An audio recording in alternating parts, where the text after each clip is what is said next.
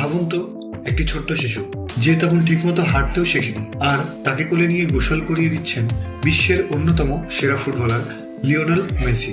কেউ তখন কল্পনাও করতে পারেননি সেই শিশুই একদিন বার্সেলোনার নতুন সুপারস্টার হয়ে উঠবে।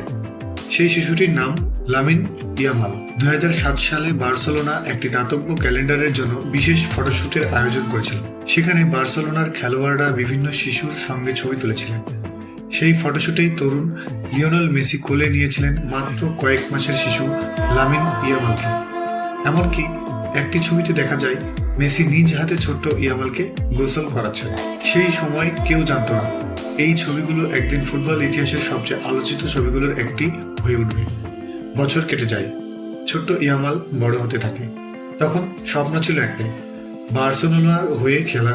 লামাসিয়ার একাডেমিতে যোগ দিয়ে নিজের প্রতিভা দিয়ে সবাইকে মুগ্ধ করতে শুরু করে সে। অন্যদিকে মেসি তখন বার্সেলোনার ইতিহাস বদলে দিচ্ছেন। অসংখ্য গোল, ট্রফি আর রেকর্ড গড়ে তিনি হয়ে উঠেছেন ক্লাবের সর্বকালের সেরা কিংবদন্তি।